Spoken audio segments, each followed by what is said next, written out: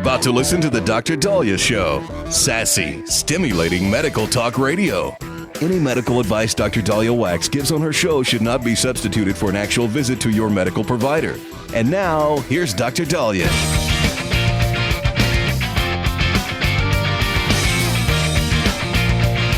All right. We are back on the Dr. Dahlia Show. Thank you all for tuning in. 1-877 Dr. Dahlia, 1-877 DOCDALI. So for decades now, every time I eat, it decides to come out. For decades, we have been looking at the rise in colorectal cancer. And in the last decade or two, we have seen numbers spike in young people. Why? Why are younger individuals, millennials, Gen Zs getting colorectal cancer? So some theories are it's junk food. It's the radiation. It's the sitting all the time. Well, now researchers from UCSD may have another theory. What else has been very rampant among the youth? Legalized marijuana. And now there's a suggestion that marijuana could increase their risk of colorectal cancer. So according to Daily Mail, people who smoke weed are up to 20 times more likely to die from colon cancer. Researchers from UCSD, University of California, San Diego, believe THC, the psychoactive component that is in marijuana that gives you the hallucinogenic effects, may cause inflammation in the colon, and that inflammation could accelerate cancer cell growth. So the researchers looked at health records. It's a small study. They looked at health records from 1,000 people, all of whom had colon cancer. They compared those health records to those who smoked pot and didn't. And they found colon cancer patients with a history of using cannabis every day or nearly every day had a 56% chance of dying within 5 years. This translated to an 11-fold difference compared to people who never used marijuana. So THC, we believe, might also interfere with the T lymphocytes and tumor necrosis factor and some of the cells that, so when we get cancer, oftentimes our cells turn cancers. We have cells that mutate, go rogue all the time. But your body's immune system is looking for them. They find it and they knock it out. When you start to succumb to cancer, or when cancer decides to take hold, is when you have more cell growth than what your immune system can block and resolve. So you need your immune system as strong as possible. This is why people with HIV are more at risk for cancer, people with diabetes, immunocompromised states, because you need a healthy immune system to find the cells that go rogue and stop it. You also need to prevent rogue cells from happening. You have to limit your excessive sun exposure, limit your radiation exposure, limit your overprocessed foods, limit your alcohol, limit your tobacco.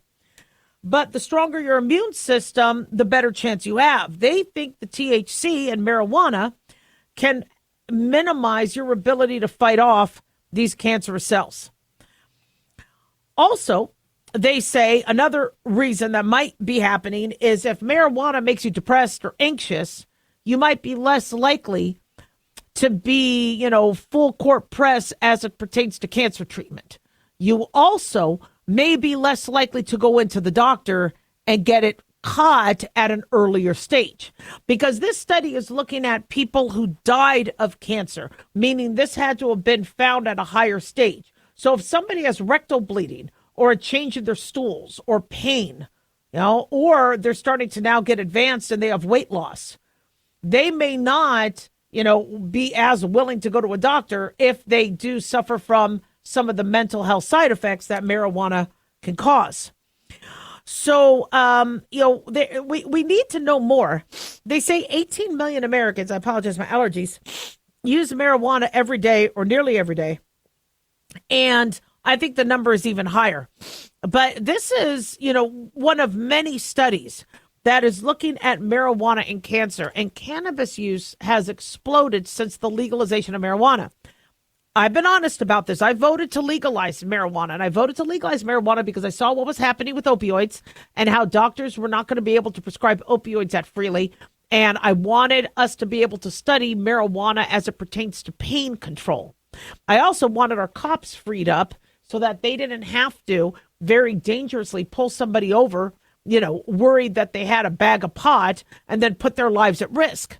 And the more we could study it, the more we could find medicinal applications. I was naive to think that high schoolers wouldn't get a hold of it to the degree that they did, college students. And now you have, the average young person, they say only 18 million, it's higher. And now that the average high schooler and adolescent and young adult is smoking, wouldn't surprise me if there was some link, to what we're seeing now in terms of colon cancer spikes. So we don't know everything there is to know about marijuana. As much as there may be some health benefits and medicinal applications as it pertains to Dravet syndrome and seizures, that doesn't mean it's safe for everybody.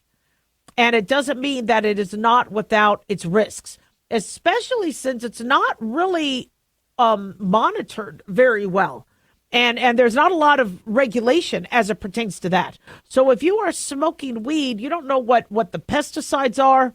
You don't know what you're heating up, what chemicals are getting into you. Are you getting benzene, formaldehyde? You don't know if it's laced with something. And so the more concern we have from the health risks, the more there's going to be regulation. The more there's going to be regulation, the higher the price. And that might start to limit some of its use. I don't want to see, I was speaking at a women's group where somebody who had diabetic neuropathy said her edibles at the time cost $600 a month. Now, that was before COVID. I don't want to see people struggling to manage their pain, spending hundreds of dollars on marijuana gummies. We need to come up with better ways to control pain. But seeing that colon cancer risk is on the rise in young people, we need to figure out what the culprits are. And I wouldn't be surprised if one of the culprits could be marijuana use. 1-877 Doc Dolly, don't go away.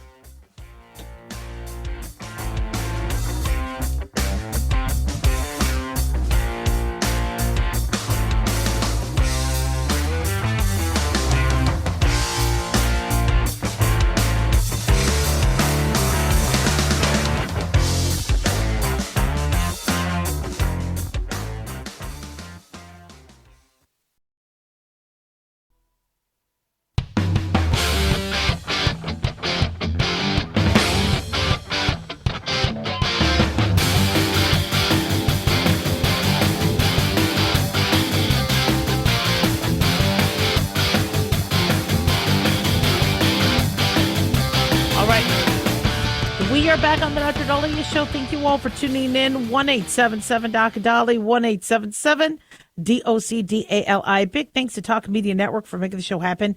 Big thanks to Daniel, our producer, and big thanks to y'all for tuning in. We really do appreciate it. Don't forget to follow us on Twitter at Dr. Dolly, on Facebook, The Dr. Dolly Show, and on YouTube. Click like and subscribe. So we have been going back and forth on whether ChatGPT or AI is going to help us medically, and if it is a good thing for you to go onto your computer to get diagnosed. And I've been mixed. I love the idea of people educating themselves. I know a lot of doctors are like, don't go to Dr. Google, don't go. If you want to learn about what you have, or if you want to investigate your symptoms, the more education, the better. I'm not worried about losing my job if you guys learn about things online. I want everybody to be educated, to be aware and understand that there could be certain things that can afflict you. I have had some people who were wrong. Somebody had called up having an eye rash, saying I have perioral dermatitis. And even though perioral is around the mouth and can sometimes have lesions by the eye, he had misspoken, saying he had periorbital dermatitis. And so I get that sometimes there could be a couple little mishaps, but not a problem. Us doctors are supposed to be able to sift through it and guide them. Sometimes they're right, sometimes they're wrong. But we now have a case where a woman says ChatGPT actually saved her life by helping detect something that doctors missed. Now, she's a mother of two. She credits that the artificial intelligence of ChatGPT flagged her condition, leading to a cancer diagnosis when doctors missed it. Now, according to Fox News, she divides her time between North Carolina and the U.S. Virgin Islands. And she first noticed last February that she was having trouble bending her fingers in the morning and the evening. After 4 months, the 40-year-old was told by doctors that she had rheumatoid arthritis, even though she tested negative for rheumatism. Now, she owns a marketing company, and she was also experiencing excruciating stomach pains. She lost 14 pounds in a month. Now, she wanted to figure out her symptoms, so she turned to ChatGTP. The chatbot told her that she may have Hashimoto's disease, which is an autoimmune condition where the body's immune system attacks a thyroid gland, and then it ends up becoming inflamed and underactive. She says, despite reservations from her doctor, Bannon insisted on being tested on September 2024 and was shocked to discover that ChatGTP was correct. This prompted doctors to perform an ultrasound of her thyroid. They then found 2 small lumps in her neck that were then confirmed as cancer by October 2024. She claims she would have never found the hidden cancer without the help of ChatGTP.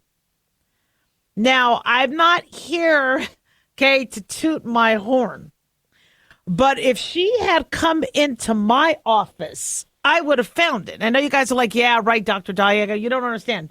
I have found probably the most thyroid cancers in my neck of the woods because I always examine the thyroid.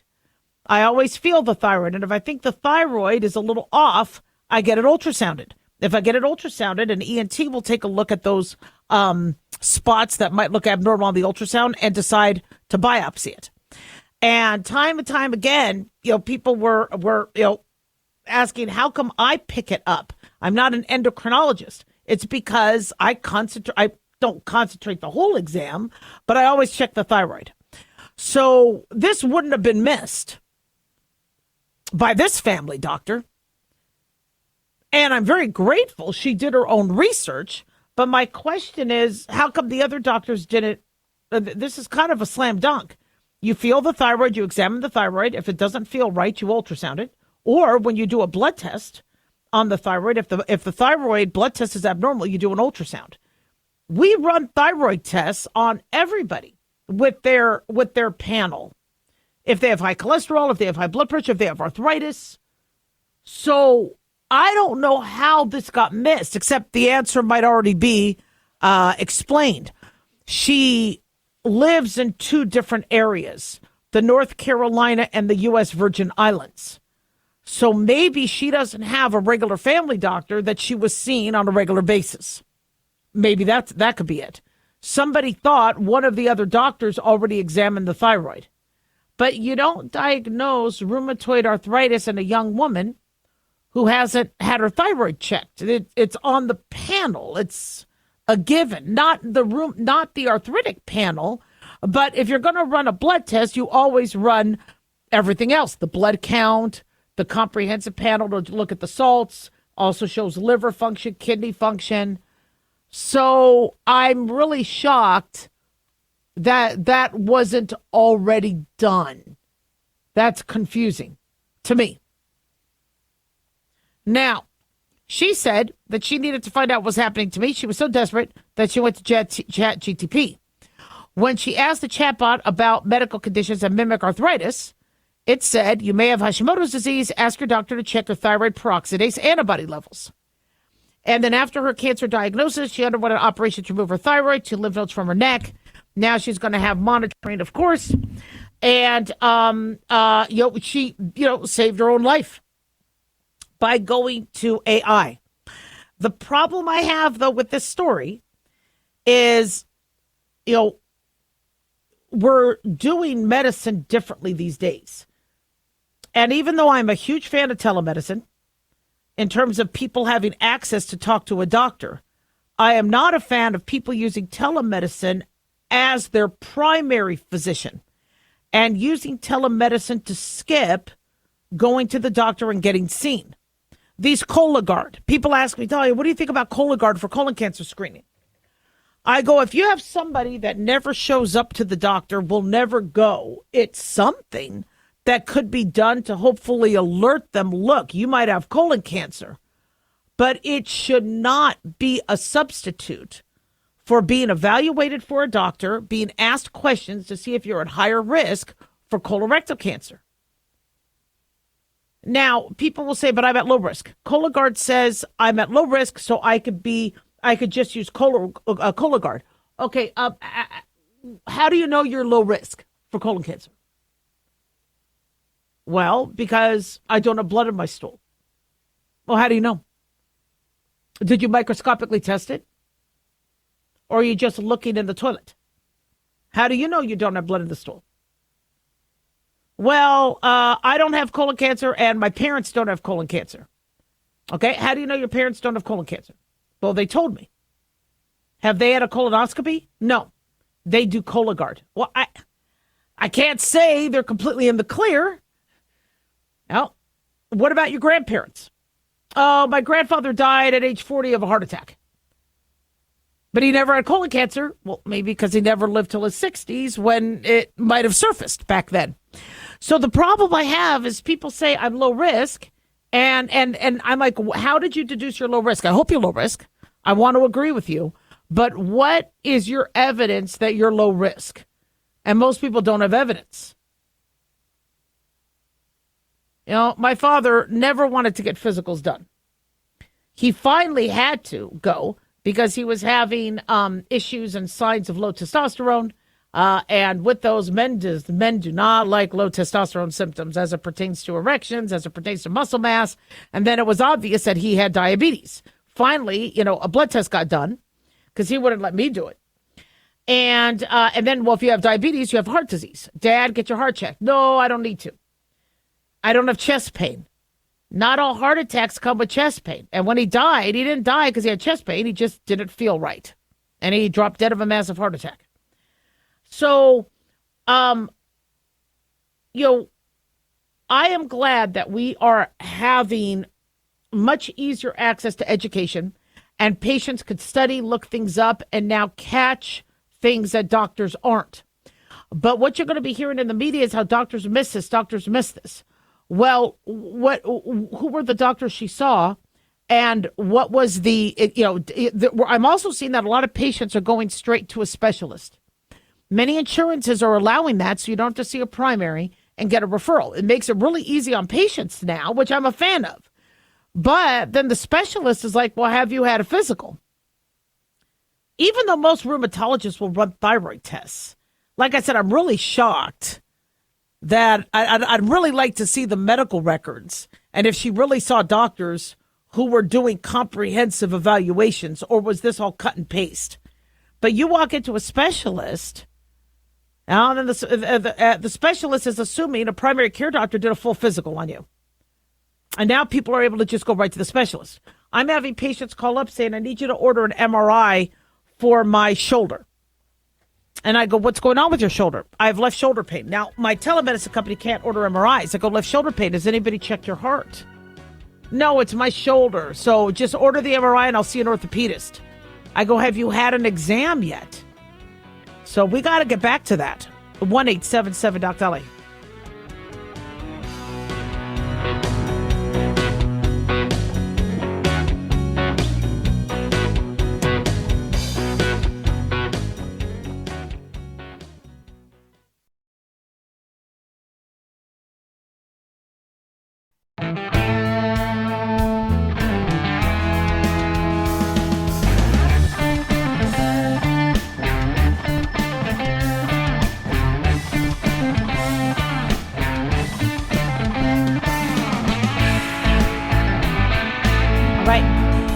Back on the Dr. Dolly Show. Thank you all for tuning in. 1-877-DOC-DOLLY, 1-877-DOC-DALI. So many of us, when we look at our phones, we don't necessarily look at it straight on. We look down at our phones, whether it's on the toilet, whether it's, And unfortunately, we're starting to develop something called text neck. And this text neck is something I think we all have, where our neck starts to hurt. We feel like we have to stretch it. The problem is I'm not comfortable holding my phone up here. I'm not. I think that bothers my neck. I feel like I'm hyperextending. I'm much more comfortable in this position. Why I'm more comfortable in this position? Because that's what my body is used to. Like right now, I have to adjust my phone for the video.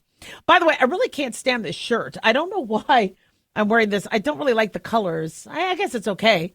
I don't know. It reminds me of my grandpa, though. My grandpa used to wear, Argyle type stuff. Anyway, so we have a study called TextNeck and its association with cardiac autonomic function, smartphone addiction, and psychological status in young adults. So basically, what this is looking at is how the forward flexion position of your neck could be affecting the autonomic function of your cardiovascular system.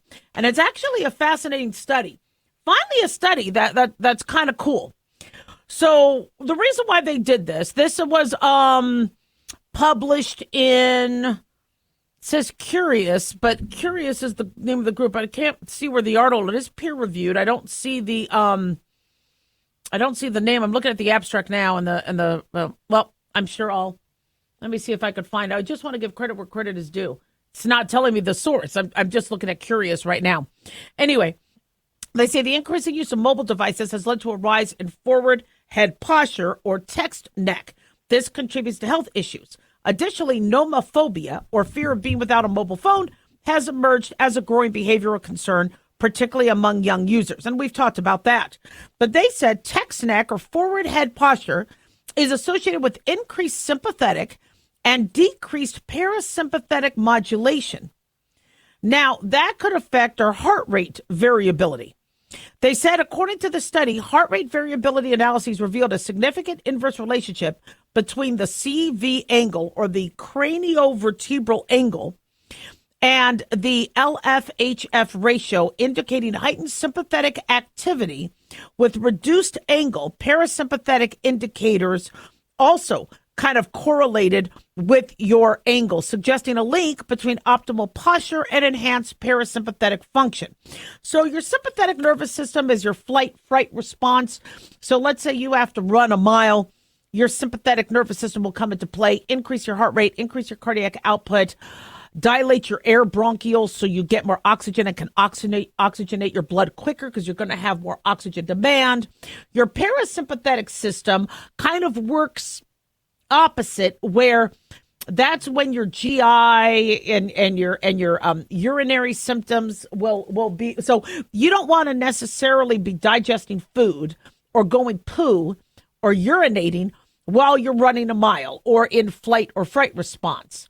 So the parasympathetic system kicks in when the sympathetic nervous system calms down. Then your parasympathetic nervous system could do a lot of their duties, and it's much more than just peeing and pooping. But that's how I always kind of look at it, simply.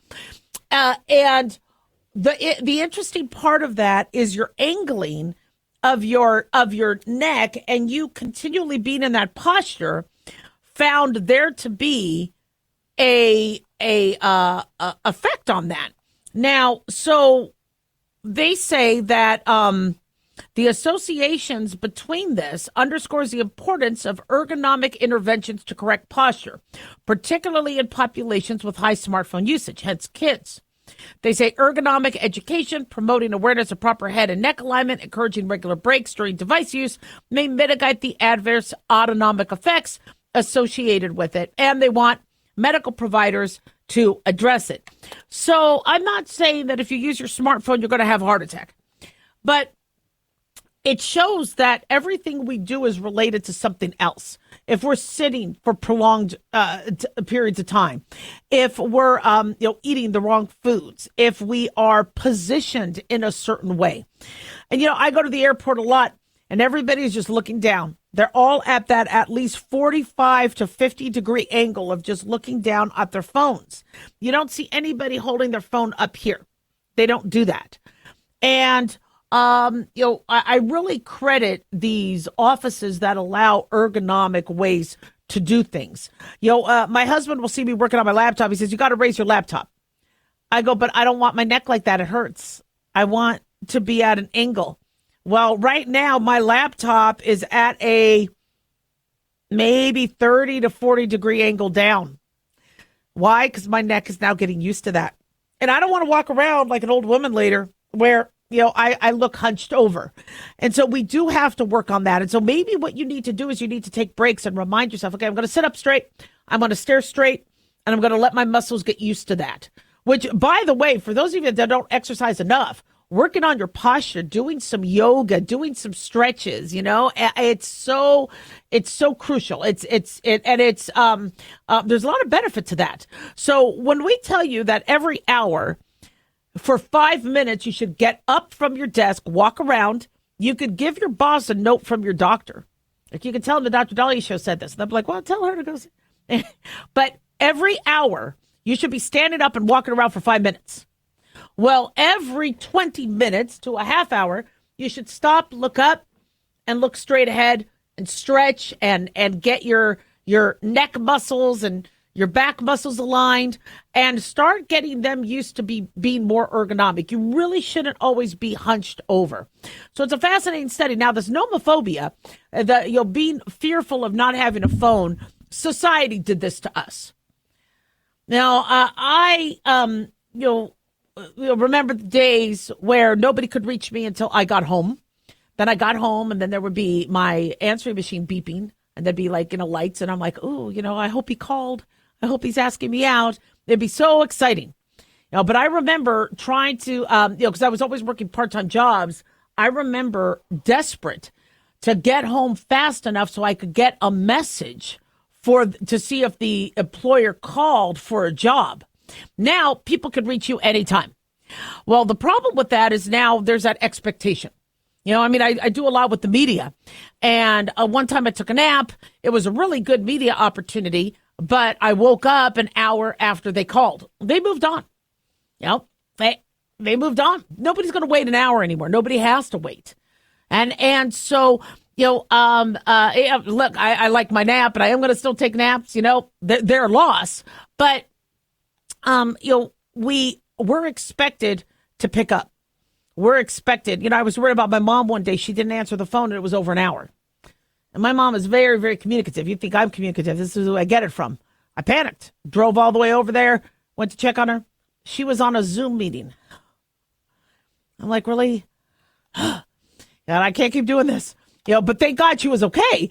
But, we now there's this expectation that you're always there. You're always on. And so for those of us who do have work or certain responsibilities where if we don't pick up in 5 minutes or 10 minutes, something goes wrong, now our phones are getting smarter where they're saying we've silenced our notifications.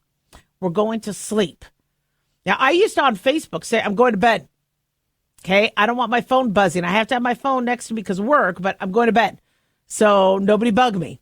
Now you don't have to do that. If somebody alerts you, your phone knows how to shut it off or how to do not disturb and things like that. But that's really, really important. It just, society has made it such that, they assume you have a phone. I just got the iPhone 16. So my husband for my birthday and Mother's Day got me the new phone. It's very, very cool, but flipping expensive. I mean, we're expected to have a smartphone, and these smartphones are ridiculously expensive. So if people are getting more fearful of not having, their phone, it's because society puts these demands on us. 1-877-Doc-Dolly. Don't go away.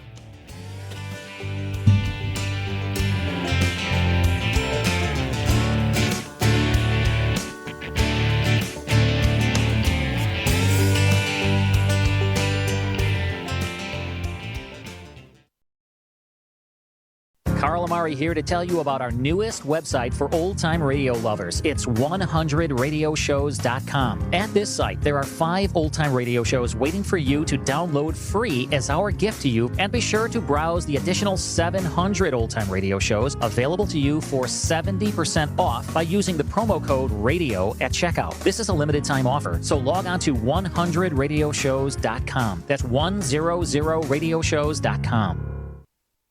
Have you ever thought you'd like to buy and sell houses but didn't know how or where to get the money? My name is Ron LeGrand, and over the past 40 years, I've bought over 3,000 houses without using my money or credit and taught thousands to do the same. Today, even in a virtual environment, we buy nice houses in nice neighborhoods using no banks, realtors, contractors, or other costly entanglements, and build huge cash flow and wealth without the hassle of tenants, all without credit and little or no money. You don't need a license or experience, and I'll show you exactly how it's done. Text FREE to 799 and I'll send you my free training. I promise you I'll change the way you think about real estate and open the door to a new lifestyle that doesn't involve risk or rehabs and can quickly replace your current income. Text FREE to 799 and let me show you how to take your life back and build cash flow and wealth from your home. That's FREE to 799. Again, FREE to 799. As an organ donor, your story doesn't have to end. The good in you can live on. In fact, you could save up to 8 lives and restore sight and health for many more. Sign up right now online as an organ, eye, and tissue donor. You'll be happy you did. And just maybe, someone else will be happy too. Go to organdonor.gov. It saves lives. U.S. Department of Health and Human Services, Health Resources and Services Administration.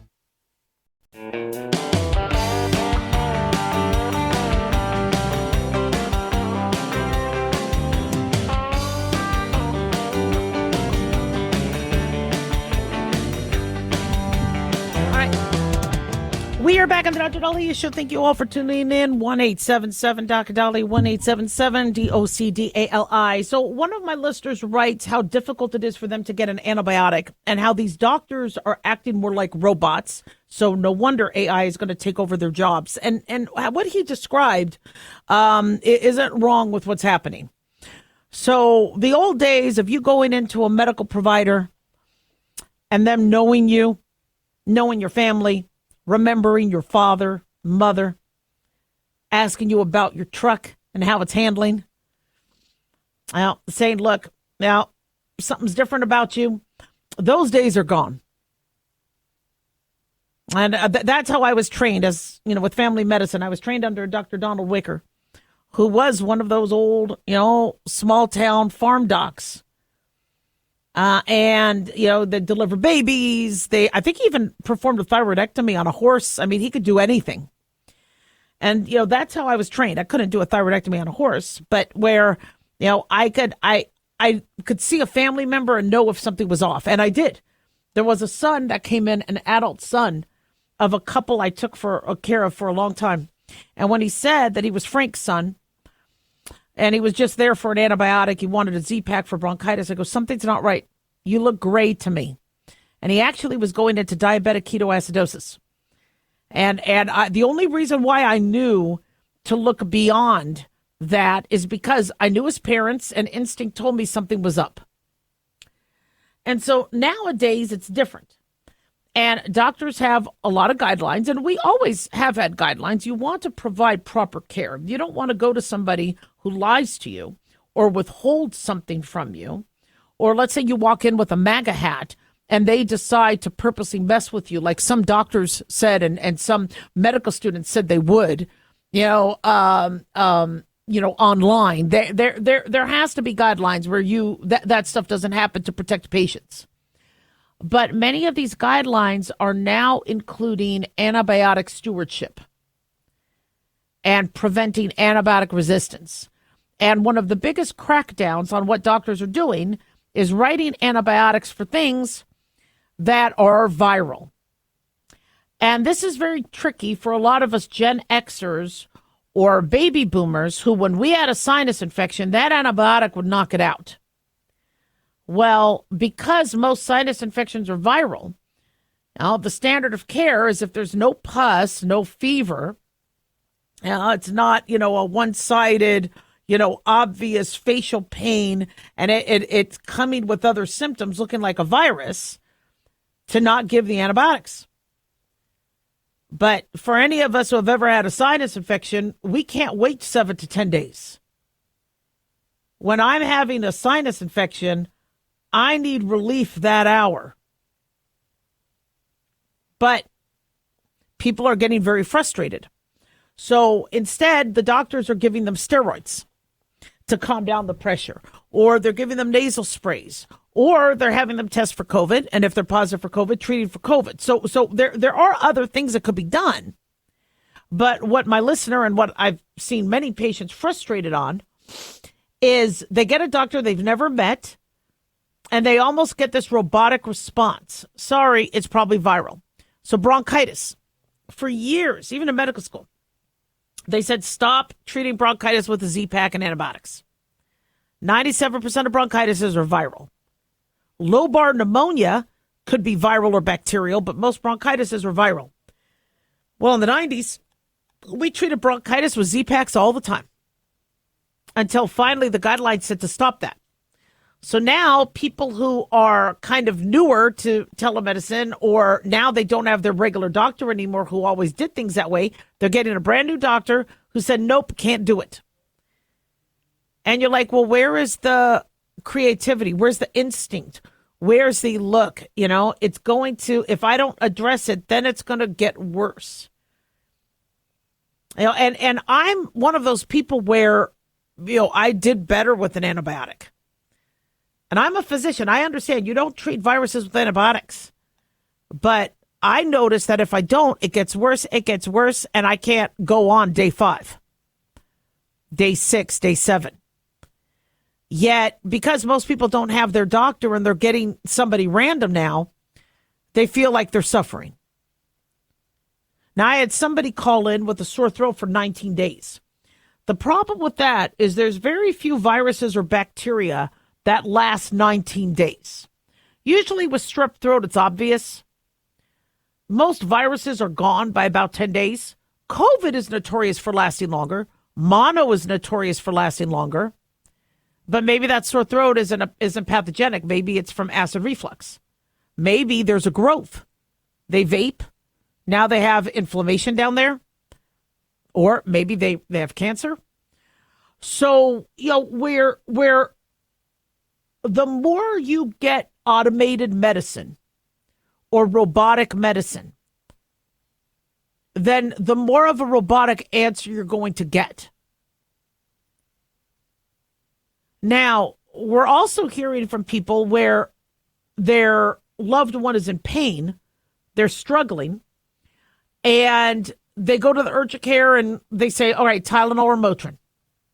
Or they go to the ER, Tylenol or Motrin. I've had patients who broke their arm or broke their leg or broke their foot and they got Tylenol or Motrin. And patients are calling up telemedicine saying, I can't, it's not managing the pain. I need a pain pill.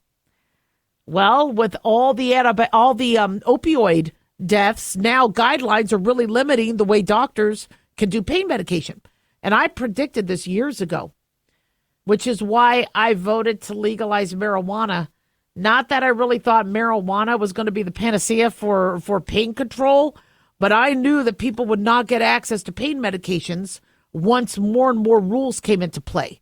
It used to be a doctor could use their best judgment, but we had some idiot doctors out there that took advantage, that ran pill mills. They were few and far between, but now it ruined it for every other medical provider, and it ruined it for the patients. So here you are going, but I need to get a pain medication, or I need to get an antibiotic, or I need to get something and I just can't get it. And sadly, people are turning to, you know, the underground market. So what is the answer? Well, the answer is to get a medical provider who knows you. Get a medical provider who cares. Get a medical provider who can understand, you know, what your needs are and how some people, you know, might need an antibiotic. Some people might not. Work with you on your symptoms. Educate you, but also listen. Problem is you when Obama said you could keep your doctor, didn't happen. Most patients lost their doctor. The only reason why I still have my gynecologist is because I keep switching my insurance every year. I don't get an insurance unless I know that doctor is on it. Otherwise, I would have lost my doctor too. But that's kind of difficult and expensive to keep changing your insurance around. But that's the only way I could keep my doctor. So, if you don't like the way medicine is going, I don't blame you. You're not the first person to complain. But because we have, just like pink eye and the antibiotic eye drops, for years, doctors have been teaching us, students and other doctors, stop giving antibiotic eye drops for pink eye. But I got to tell you, it seems to knock out the symptoms quick. It just, unfortunately, we're treating a virus with an antibiotic, and then you can get drug resistance. And we have a lot of drug resistance now. And drug resistance is going to be a major issue. So then we need to find other ways to calm down the symptoms. The problem is what's happening is people are going to steroids and steroids and more steroids. Well, you could start becoming resistant to steroids. You could start becoming dependent on steroids. So we're going to have to come up with a better system. 1-877-DOC-DOLLY. Don't go away.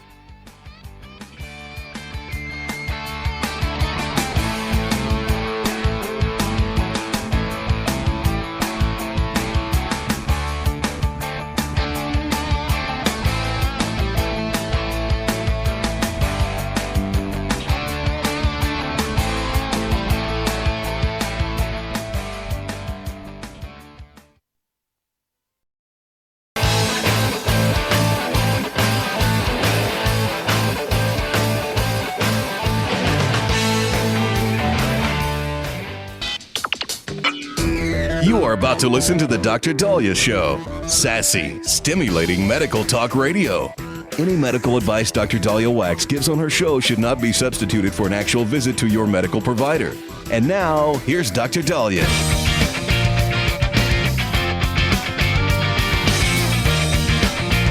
All right, welcome back to the Dr. Dahlia Show. 1-877-DOC-DOLLY, 1-877-DOC-DALI. So I really don't like this vilification of pharmacies and going after the pharmacies. And apparently Walgreens has had to pay up to $350 million in this latest settlement regarding the opioid crisis. Walgreens. Now, this isn't the first time a pharmacy has been sued over the opioid epidemic, but this is what has happened and transpired in this latest case. So apparently there were some whistleblowers in Walgreens alleging that Walgreens was being, the pharmacists and the staff were being pressured to fill prescriptions that might not have been quote unquote legal prescriptions. And the Justice Department found them guilty to the tune of close to $350 million. They have to pay $300 million at least to the government and will owe $50 million if the company is later sold, merged, or transferred before 2032, totaling $350 million. Now, the government's complaint was filed in January in the U.S. District Court for the Northern District of Illinois. It alleges that Walgreens knowingly filled millions of illegal prescriptions for controlled substances between August 2012 and March 2023. These included prescriptions for excessive opioids and prescriptions filled significantly early. So when I hear illegal, to me, an illegal prescription is something that was doctored. I hate that. By the way, where did they get that term doctored? It's all doctored up. Okay, to me, doctored is pretty ethical, but yeah, let's use a different term. Where it's a fake prescription, fake piece of paper, fake electronic entry by a non-doctor, not verified. That's not what all these prescriptions were. In fact, Walgreens says we strongly disagree with the government's legal theory and admit no liability. This resolution allows us to close all opioid-related litigation with federal, state, and local governments and provides us with favorable terms from a casual perspective while we focus on our turnaround strategy. Now, their turnaround strategy includes closing 1,200 stores around the country last October. As we know, Rite Aid filed for bankruptcy at the end of 2023. I'm not sure what's happening with CVS and other pharmacies, but the complaint says, according to NPR, that Walgreens pharmacists filled these prescriptions despite clear red flags, that the prescriptions were highly likely to be invalid, and the company pressured its pharmacists to fill them quickly. The government alleges Walgreens compliance officials ignored substantial evidence that its stores were filling unlawful prescriptions and withheld important information on opioid prescribers from its pharmacists. Now, what was the biggest, I guess, piece to this was they said Walgreens then allegedly sought payment for many of the invalid prescriptions through Medicare and other federal healthcare programs in violation of the False Claims Act. So if a pharmacist is filling a prescription and then they're charging insurance, and they aren't, thinking it's an illegal prescription because their job is to fill a prescription from a doctor's office. Of course they're going to bill an insurance company. Of course they're going to bill Medicare. I'm a little worried that some people are going to be accused of illegal acts when it wasn't illegal. Now, mind you, if there is a handwritten, obvious fabrication of a prescription, that shouldn't have gotten filled. That should be a slam dunk. If you have an electronic software and it's a new doctor that isn't verified, because see, what I don't understand is every time I call in a prescription to Walgreens or CVS, if it is controlled substances, they want my DEA. They verify my address. They always verify who you are. They've been doing that for years. I've been practicing over 20 years. And so I'm not entirely sure. But they're not describing a ring where there was somebody that infiltrated and was making money on the side. And so the concern I have with this as a doctor is if pharmacies are going to get sued or now paying millions of dollars because they filled a narcotic prescription, then it's only a matter of time that they're going to go after every medical center, every doctor, every nurse. This has been going on for years. The low-hanging fruit is the medical community and the pharmaceutical community. When the drugs are pouring into this country, when there's cartel, we had previous border issues. Now, mind you, there are some idiot individuals out there and some idiot medical providers that are probably running little opioid prescription rings. Who knows? But to go after the pharmacy, because I tell you, if a pharmacy is given a prescription and they don't fill it and they go, nah, I don't feel like it, they get closed down. They have laws that they have to follow. A pharmacist can't say, you know what, I'm going to pass on this one. They can't do that. So you're telling them that the onus is on them to do all the background checks on everything they fill. Well, okay, if that's the new law, then I guess that's a new law. But if that wasn't what was, I think this case dates back years. But if that's not what they were required to do, where they had to actually vet every single piece of paper, every single electronic software, then now that changes everything. Well, so what happens to you? How does this affect you? Well, one, now your prices are going to go up. There are going to be fees. Even if your insurance is only going to pay X amount, your wait time is going to be longer. If these pharmacists have to now vet every single prescription thoroughly, it also means you're not going to get your pain medication quickly. If you're in pain, you think you're going to be able to stand and then wait around and get your prescription? No, it's going to take a long time because they are going to have to prove and have a paper trail that they did vetting on each and every prescription. Not to mention, the more of these pharmacies are closed, the more it affects you and your access to medications. So I'm not a fan of going after the pharmacies. 1-877-DOC-DOLLY, don't go away.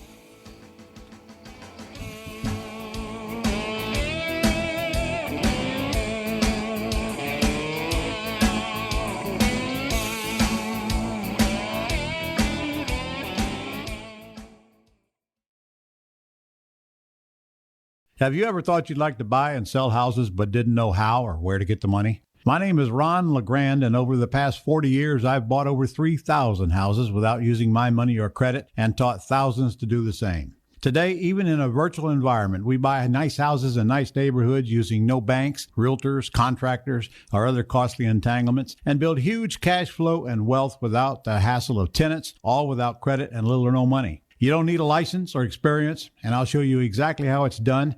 Text FREE to 99799, and I'll send you my free training. I promise you I'll change the way you think about real estate and open the door to a new lifestyle that doesn't involve risk or rehabs and can quickly replace your current income. Text FREE to 99799 and let me show you how to take your life back and build cash flow and wealth from your home. That's FREE to 99799. Again, FREE to 99799. Dr. Dahlia here. Are you tired, burned out, gaining weight, succumbing to the daily pressures of life? Well, how's your dopamine doing? How you feel right now How you'll feel an hour from now and how you'll feel next week is completely reliant on your dopamine.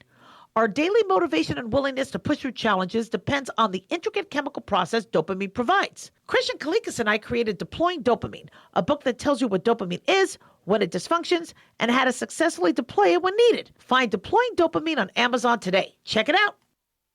Carl Amari here to tell you about our newest website for old-time radio lovers. It's 100radioshows.com. At this site, there are 5 old-time radio shows waiting for you to download free as our gift to you, and be sure to browse the additional 700 old-time radio shows available to you for 70% off by using the promo code RADIO at checkout. This is a limited-time offer, so log on to 100radioshows.com. That's 100radioshows.com.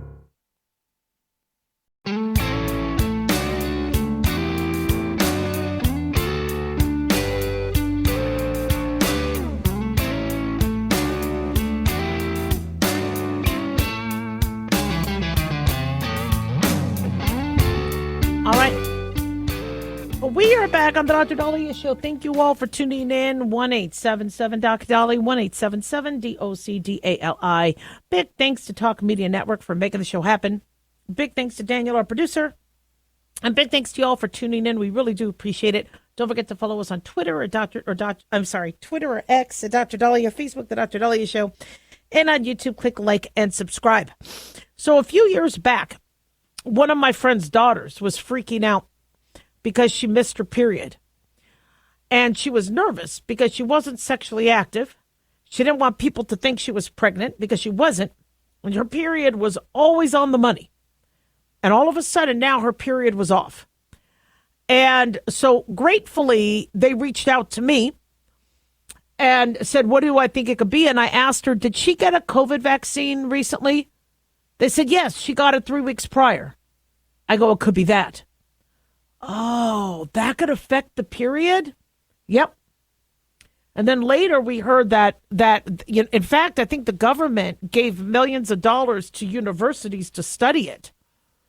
And I think the study came out, nothing to see here. But no, I think there is something to see here. If your body works like clockwork and all of a sudden now your period is off, why? Why is a COVID vaccine affecting your period? Well, now we have another study saying that it could also affect the flu shot could also disrupt a woman's menstrual cycles. Experts have found, according to Daily Mail, that the flu shot could lengthen a woman's cycle longer than usual.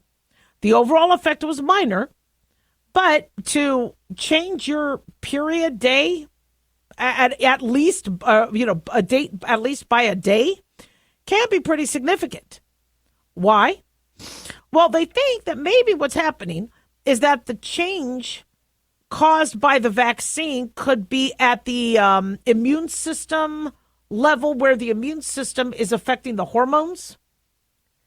And we've had many women, I guess, complain that after the flu shot, their period came late. And this obviously makes women very, very nervous. This latest study came from Oregon Health and Science University. They looked at 1,500 women age 18 and 45. And of those, 791 had the flu vaccine. Fewer people have been getting it. 710 had both the flu and COVID vaccine. On average, women who got the flu shot saw their menstrual cycle length increase by half a day. 1 in 20 women experienced a change in their cycle at least 8 days after the vaccination. They say the alteration of menstrual cycle only occurred if women were vaccinated in the first half of their cycle, which means before ovulation.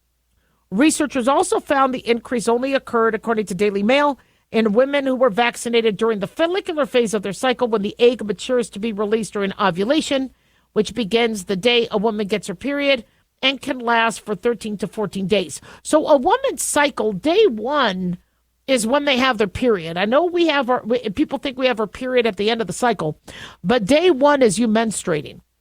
So day 5 to 7, roughly, is when you start going into the follicular phase. Your estrogen starts to slowly rise. It'll peak roughly day 14. Egg will hopefully ovulate. And then, as I said earlier, the previous segment or previous hour, you hopefully get pregnant within the fallopian tube if that's what you want. If it meets sperm there, then it comes down, lands in the uterus. After the ovulation phase, you start to have your luteal phase, where you have the progesterone rise to get ready to cushion and be there for that egg. If you don't have a fertilized egg, then you will start to slough off. You will start to, if you don't have the need to have progesterone, those levels fall. You dump out with a period that finishes out the cycle. Well, and then actually that'll start roughly day 28, and now you're back to a new cycle, starting your period day 1 through 5 or 7 or however long your period might last. So we noticed that with the COVID vaccine, that depending on where you got in your cycle, it could mess with your period. Nobody wants anything messing with your period, especially since the system is a fascinating one.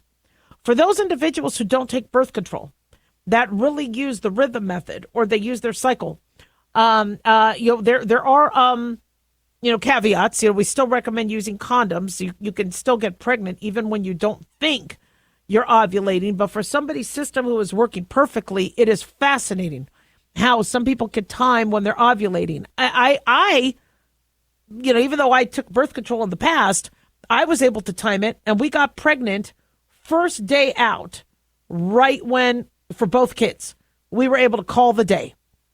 Not because I could feel it, it's just because I knew my body. And it's a gift.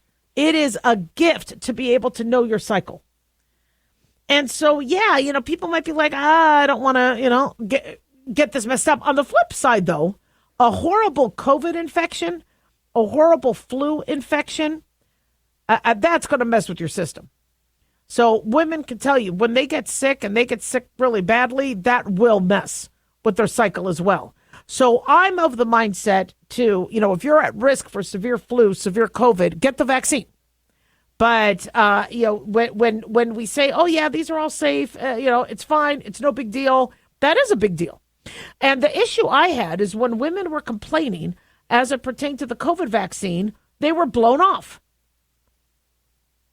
So what if your period is off by a day? You don't understand that. That is important. That is significant. If you're family planning, if you want to ensure that nothing goes wrong with the baby. So, it's a concern. Now, this mRNA technology we're using for COVID vaccines, we still aren't ready to do for flu, although they've been looking at that. Interestingly, they have been looking at mRNA vaccines for HIV.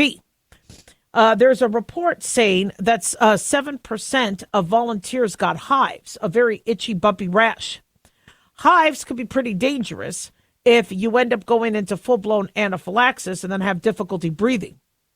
But they said patients given the experimental mRNA jabs for HIV, 7% of them developed hives. So they still have some work to do. We know that some people got hives from the Moderna mRNA COVID vaccine. It doesn't necessarily mean that it's the mRNA technology. It could be some of the other substrates that are there. But when we are going to manipulate your immune system, we have to understand that we're messing with nature. We might be messing with nature in a positive way, but there could be unintended consequences. And so, what I remind everybody that, I wish we could make a decision where we feel it is 100% the right way to go. And unfortunately, every decision we make are going to have pros and cons, risks and benefits. And I don't think a lot of younger people are aware of that. They fall in love.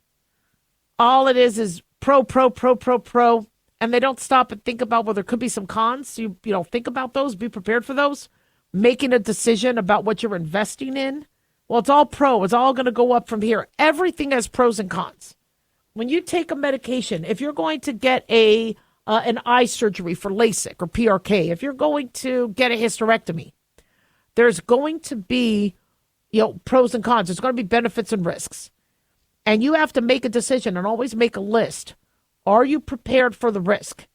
Is the benefit worth the risk? For me, I didn't want to get COVID. I saw what was happening in the hospitals. I didn't have time to get sick. Plus, I wanted to show you all what happened. I'd rather be the guinea pig than you guys. And it was interesting because at first when the COVID vaccine came out, I wasn't going to take it because there were very few shots. And I was like, let somebody who is in more dire need and medically vulnerable, let them get it. And, people from the medical community said, Dahlia, we need you to get yours. And I'm like, but I'm not as involved with patients as you are. I only see a few patients a week in person. They said that's not it. People need to know that doctors are okay if they get it. You're very public. Let them see you get it. So I did. I videotaped it, and it was on the news. And I let people see. I didn't faint. I didn't have an arrhythmia, but, some people did. Some people did have cardiac arrhythmias. There were some reports of cardiac arrest. There was one doctor who died of losing his platelets. There were some serious side effects with some of these. But at the time, I made the best decision possible that I could. I know people still say, I don't understand why you got the COVID vaccine. I don't understand why you did it. Because for me, it was a personal decision. And that's why I'm against mandates. For everybody, medicine needs to be a personal decision. You can't have public officials force people to do things. So if a woman is concerned about her menstrual cycle, she has a right to talk to her doctor about it before she gets the vaccine. 1-877-DOC-DOLLY.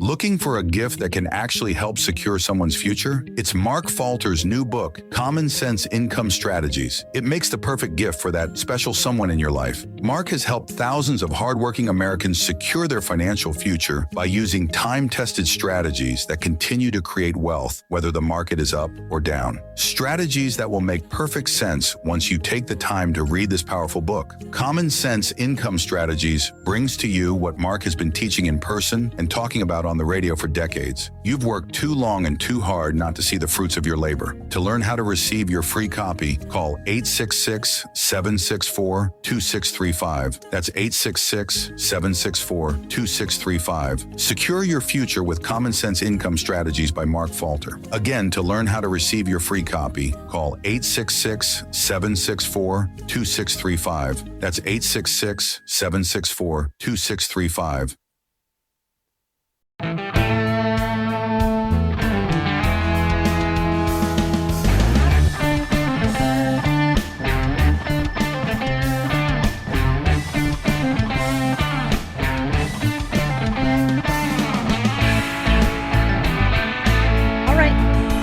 We are back on the Dr. Dahlia Show. Thank you all for tuning in. 1-877-DOC-DOLLY, 1-877-DOC-DALI. So this is a very interesting study we need to talk about as it pertains to abortion and the abortion pills. So now we have the ability with mifepristone and misoprostol to do abortions non-surgically, where one blocks the progesterone and one causes the uterine contractions for people to expel an unwanted pregnancy. And doctors for years have said there are still side effects. I know a pill is a lot safer than a surgical procedure, dilatation and curettage and suction and all the other things that were done to remove an abortion or to remove a fetus. But the idea that these pills are risk-free was a myth and not accurate. And we need to be a lot more transparent and educative with especially young women so that they are aware that side effects could happen and then report it and understand that something could go wrong.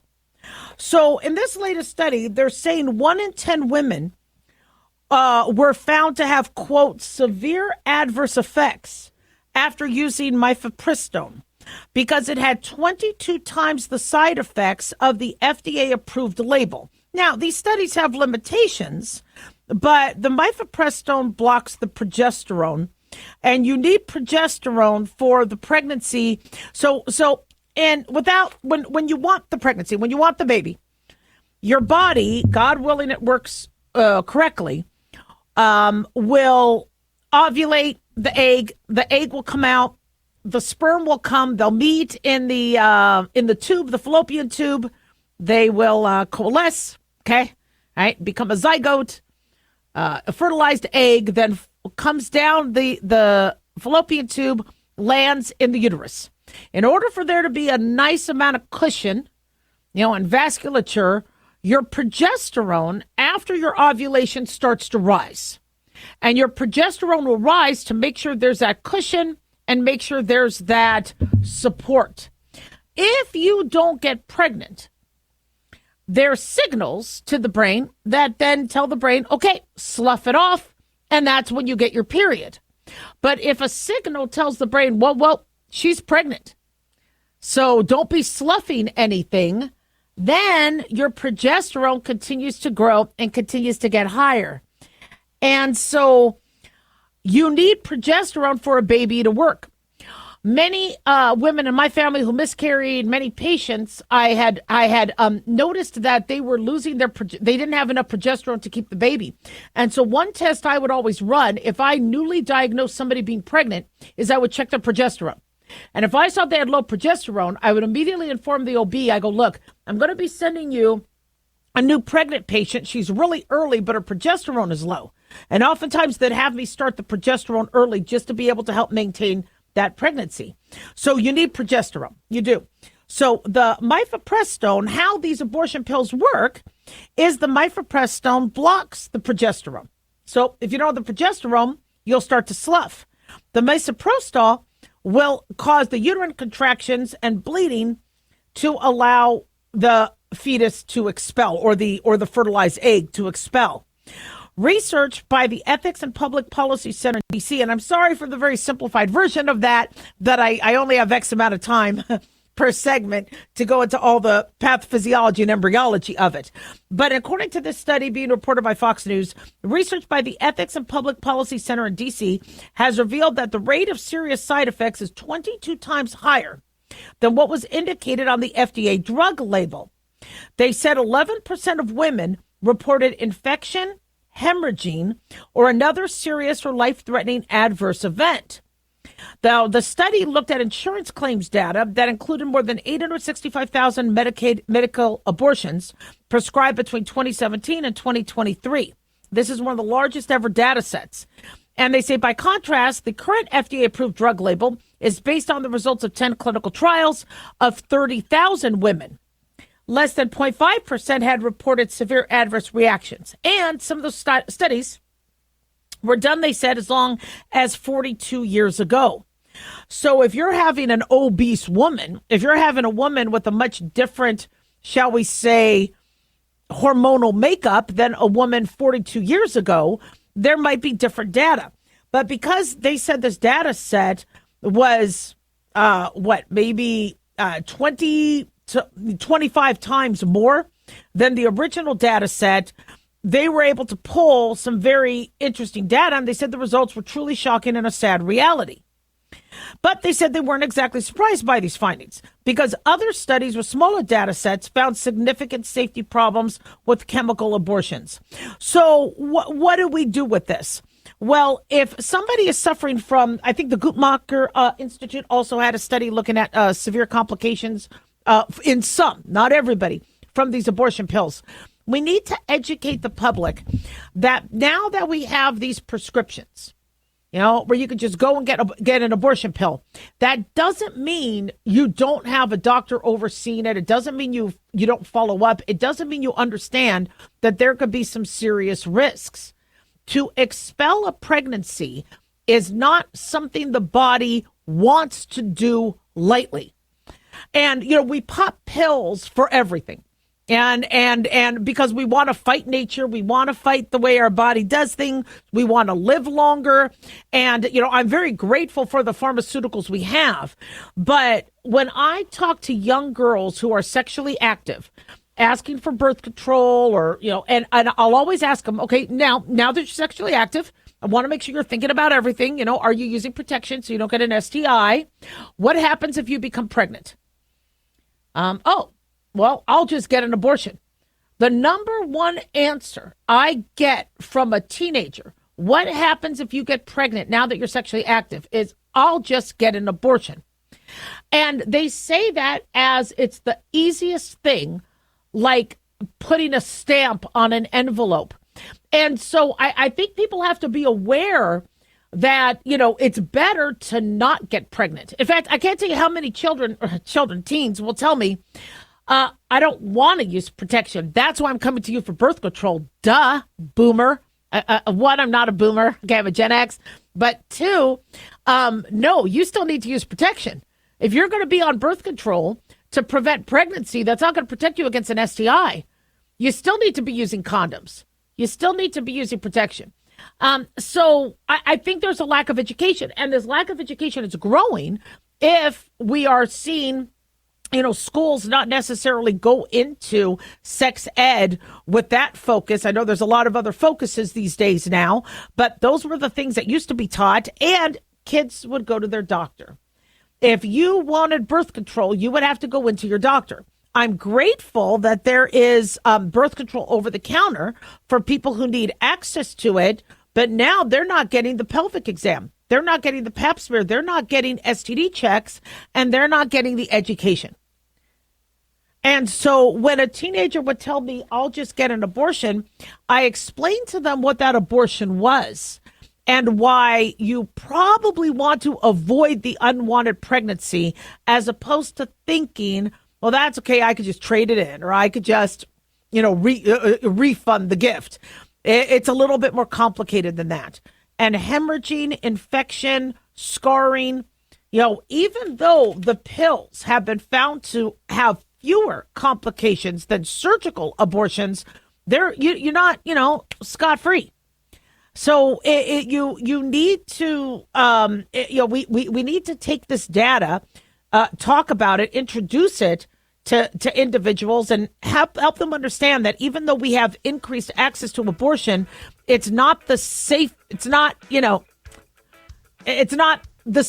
thing out there, and that try to avoid the unwanted pregnancy is obviously the most safe. 1-877 Doc Dolly, don't go away.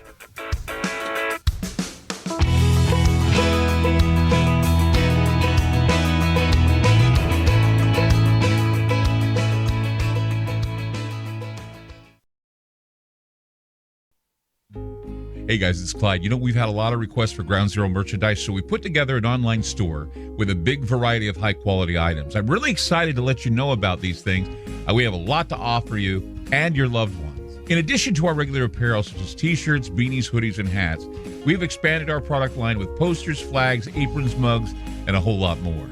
We also have Ground Zero collectibles, along with a limited edition of items like a Clyde Lewis canvas portrait, a Ground Zero embroidered jacket that will certainly make for great gifts and for interesting conversations with family and friends.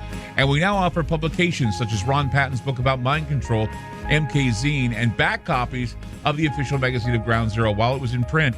Paranoia, the Conspiracy Reader, also coming in 2023, are updated and revised books that I've written. There's a secure and easy-to-use shopping cart for your purchases. So shop today at our official store by going to groundzeromerch.com. Again, that's groundzeromerch.com. Hey, America. How tired are you of mainstream corporate media's biased narratives and manipulated news? Their dishonesty and attempts to influence this generation have been exposed, put on display for anyone who's even half paying attention. But the New American Magazine has been an honest source of news and commentary for over 50 years. This is your opportunity to receive the stalwart of principled journalism at a deep discount. Picture a beautifully published magazine arriving at your doorstep twice a month, packed with insightful stories written with integrity. It's also available digitally on the New American's mobile app. Get up to speed with intelligent coverage from a freedom perspective. Right now, for a limited time, the New American is available to radio listeners at a 25% discount on a new subscription.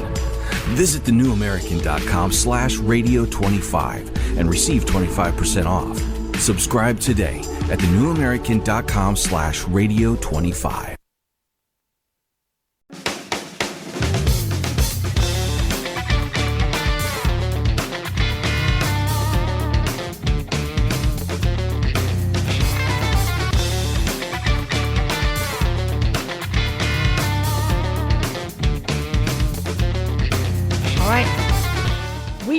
the Dr. Dali Show. Thank you all for tuning in. 1-877 Dali, 1-877-DOCDALI. Ask and you shall receive. We have been begging for years for somebody to look into what kind of crap is going into our food in terms of the additives, in terms of the extra sugar, etc. Well, this is a huge, huge moment. PepsiCo has announced that they are already phasing out artificial ingredients in line with Health and Human Services Secretary Robert F. Kennedy Jr.'s drive to ban them for foods. They saw the writing on the wall. They want to be ahead of the curve. They should have done it years ago, but they are now transitioning a lot of their products to more natural ingredients. The food giant CEO Ramon Laguarta said that it would continue to transition products like Cheetos, Lay's, Tostitos, and Doritos to be more natural in response to a change in consumer preferences. Being reported by Daily Mail and multiple networks, LaGuardia confirmed that Lay's and Tostitos will be out of artificial colors by the end of this year. Hallelujah, praise the Lord. So we, as I've said this before, we have been using these food dyes and these additives that have been linked to cancer, hyperactivity, health problems, and they aren't for our benefit. It's for marketing. If a Cheeto or a Dorito is super bright orange, that does nothing for us. We don't get cool points in high school. Wow, Dahlia, you look really, really cool munching on that chip with orange stuff all over your teeth and lips and tongue. No, the orange, the bright orange, is only for marketing. If somebody's eating chips, your eye is going to look at the kid with the brighter chip. It's manipulation. Yet we're eating the crap. It's about flipping time. PepsiCo is headquartered in Harrison, New York. They own more than 200 food and beverage brands worldwide, including 23 that generate over $1 billion in sales annually. LaGuardia claims that 60% of the company's portfolio doesn't contain any artificial dyes, and they are working to find natural alternatives for the rest of the brands. Now, the most scrutinized of these dyes, of course, are Red 3, Red 40, Yellow 5, Yellow 6. So what can they do as an alternative? Well, they could use coloring from beets, beet juice, pomegranate juice, turmeric, saffron, carrot juice, paprika. We have spices and herbs that have a lot of colorings. Now, we don't want to necessarily manipulate, certain flavors with other such as, trying to make a low fat food ends up involving more sugar, or trying to make something low in sugar involves more artificial sweeteners. We want to be careful with that. But I do not need a bright and a bright looking chip. Now, they say in March, PepsiCo launched Simply Ruffles Hot and Spicy Crisps. They contain no artificial colors or flavors. Now, they still have a seasoning that gives it a fiery kick, and they use that with red pepper and bold spices. But it doesn't necessarily have that bright color. Other products, they say, from the company, which are now free from synthetic dyes and flavorings, include Simply lines, Simply of Lay's, Sun Chips, Tostitos, Tortilla Chips, and Cheetos. However, many of the brand's popular products still have artificial dye, like the Flaming Hot Cheetos has Red 40, Yellow 5, Yellow 6, lemon lime flavor of Gatorade uses Yellow 5. So PepsiCo is going to work on this. They said they've been leading the transformation of the industry now for a long time on sodium reduction, sugar reduction, and better fats. This is about time. FDA Commissioner Dr. Marty Makary announced last Tuesday that the agency will phase out the use of 8 artificially food dyes in America's food supply within the next 2 years. This is huge. And so, there was a study in The Lancet looking at artificial food dyes and hyperactivity in children. And the Trump administration, has been also long advocating for these things to be phased out. Red 40, Yellow 5, Yellow 6, Blue 1, Blue 2, Green 3 by the end of 2026. these moves are going to take time. It is going to cost money.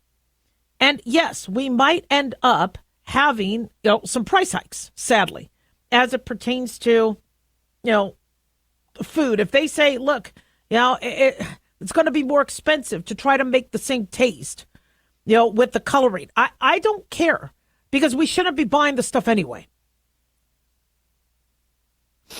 If you really want to make that red looking dye, use some beets. Make it healthier. Now, I'm not a big fan of beets, but boy, does that beet red ruin all of my clothes.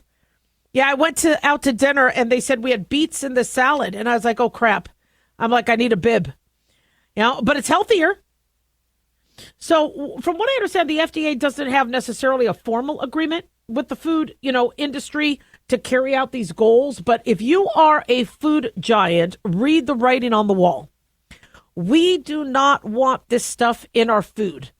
We also don't want tax dollars paying for that in terms of our SNAP benefits.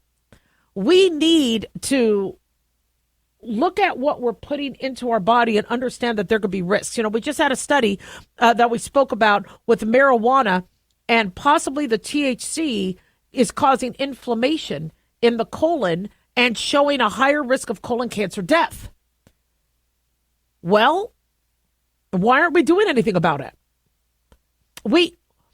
We are putting stuff into our bodies, and we have no idea what the pathophysiological complications can be. Yet these companies want to market their product. Lucky Charms. It's a very attractive cereal. But, and it's magically delicious. But do we really need those marshmallows that bright? It's not helping our kids. It's helping Lucky Charms sell. Skittles. I could have no glasses on, the lights could be off, and I could see a bowl of Skittles across a house. No nutritional benefit for me whatsoever. But those dyes help sell the product. It's about time we don't sacrifice our health for other people's profit and gain. And, I understand RFK Jr. has a lot of critics, but I got to tell you, man, he has the cojones to get out there and start making this stuff happen. Why wasn't this done before? Javier Becerra, why didn't he do this? Why didn't Kathleen Sebelius do this? Why didn't Dr. Fauci recommend it? We've had people that have been high up in prior administrations. They could have recommended this. Why? Well, because they didn't want to go up against big food. Somebody had the guts to do it. And RFK Jr. has nothing to lose. People have ripped on him left and right, for his past. And he's got nothing to lose. So this is about time. Good for Pepsi. I am sure this is going to be the first of a long line of companies that are going to start following suit. Because once people realize, smoking is bad, you started to get that ick factor.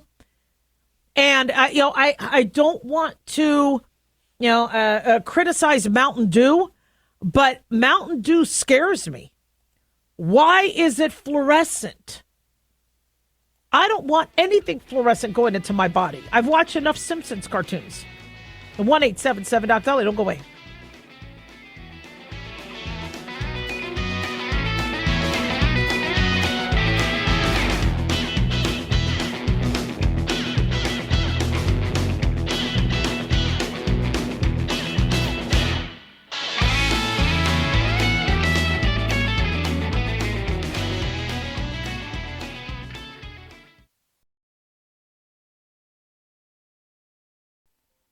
Looking for an easy read that can actually help secure someone's future? Pick up a copy of Mark Falter's book, Common Sense Income Strategies. For the past 30-plus years, Mark has helped thousands of hardworking Americans secure their financial future by using strategies that continue to create wealth, whether the market is up or down. Strategies that will make perfect sense once you take the time to read this powerful book. Common Sense Income Strategies brings to you what Mark has been teaching in person and talking about on the radio for decades. It's not rocket science, it's a pretty easy read. You've worked too long and too hard not to see the fruits of your labor. Common Sense Income Strategies is available now on Amazon or by calling 866-764-2635. That's 866-764-2635. Common Sense Income Strategies by Financial Fitness Show host Mark Falter. Secure your financial future today. Hey guys, it's Dr. Dahlia. Fantasy football season is coming, but sadly, too many of you are taking the bench while the country takes part in one of the most exciting and lucrative industries out there. Don't know how to play? Well, huddle up and listen. Paul Kalikas and I have written a fantasy football pocket guide for beginners. This book walks you through the basics and shows you how simple and lucrative joining or creating a fantasy football team can be. Read our fantasy football pocket guide for beginners found on Amazon or follow the links on X and Facebook. That's Fantasy Football Pocket Guides for Beginners. Don't be left out. Increase fuel economy up to 7.9% with Hot Shot Secret Gasoline Extreme, the solution to maximize your engine's performance and fuel economy. Whether you're driving a sports car or a daily commuter, Gasoline Extreme is specially formulated with PEA to deep clean. Don't settle for an average driving experience. Upgrade to Hot Shot Secret Gasoline Extreme and go further on each tank. Order now on Amazon or HotShotSecret.com. Hot Shot Secret, powered by science. Let's face it, guys, we're living in times where the truth is becoming more suppressed and censorship is increasing at an alarming rate, especially on social media platforms. It's Clyde, and I want to tell you about a safe and secure digital playground we put together just for you. It's Aftermath.media. You get access to thousands of Ground Zero archives and podcasts, along with our private social media groups with your basic membership starting at only $7 a month. Each subscription includes tech support, access to the RSS feeds, along with our own chat room and Telegram channel. In addition, the premium membership includes research study groups, webinars, a document and movie library, a live video stream of Ground Zero, a monthly Zoom chat with me, and other bonus content. Be sure to check out our yearly specials as well. Sign up today while you're thinking about it. Sign up at Aftermath.media. Again, that's Aftermath.media.